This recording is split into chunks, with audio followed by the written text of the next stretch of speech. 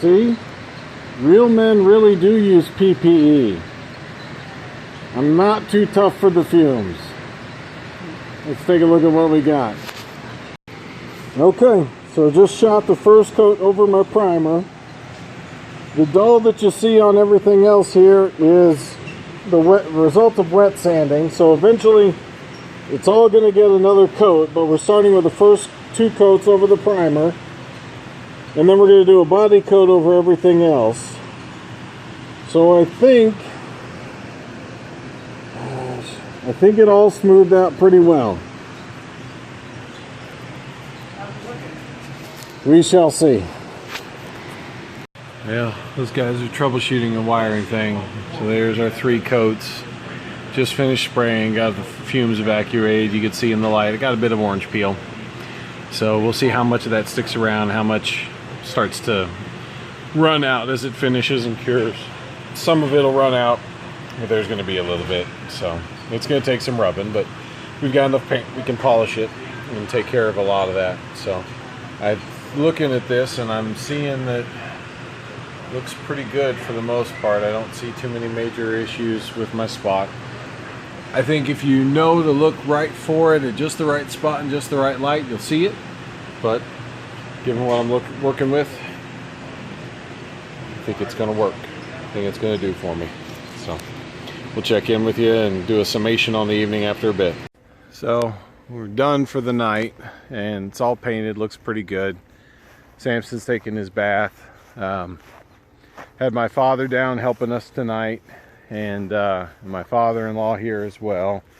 And while we were working on things, I just had to also show you guys the sunset's just gorgeous tonight, just gorgeous. So while we were working on things, Samson was there and helping, and he's such a big boy, and he wants to help. He wants to be in the middle of things. He wants to have a job and do it, and he takes it very seriously. And he had a job where he was taking and rubbing with a flat paper towel to help dry things down after we were wet sanding to find the spots that were still shiny and still needed some attention. And he was kind of doing things, and my dad needed to get things dry so that we could see the spots that still had some gloss on it that needed that worked out so that the paint would take over the top of that and lay out pretty well. And so he told my son, no, stop.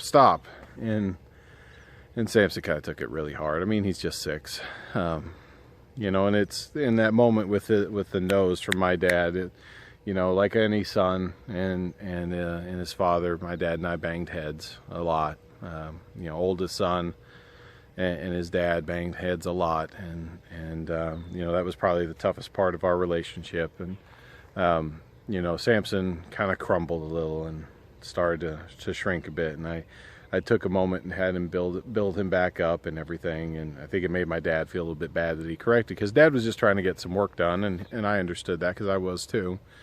But I know Father's Day is coming. I know a lot of dads and other men out there want it to be a celebration of them, but I am so grateful for my kids and my son. You know, it's always worth noting that when they arrive in our arms, not that we're carried by us, but when they arrive in our arms is when we get to be dad, and we have to prove it every day,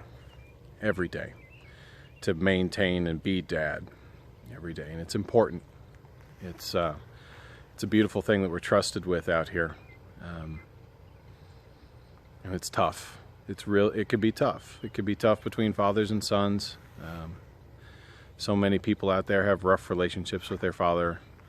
Mine was rough for a long time, and you know, it's one of those moments of when I was 17, my dad didn't know anything, but when I was 24, he'd gotten a lot smarter, you know. But it's that in between time that gets a little bit tough. And so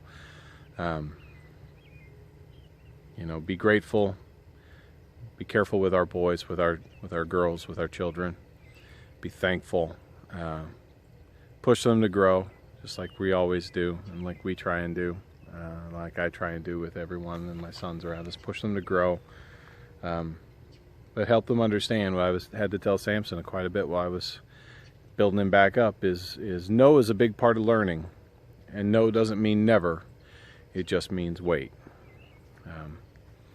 So find those moments to let your children know and understand that no, isn't a devaluation of them. It's not a crushing of them. You know, make sure for you, as you're saying it, that they understand that it's coming from the right spot from each of us. You know, that's a big thing for me as well. Make sure that my no is coming from the right place.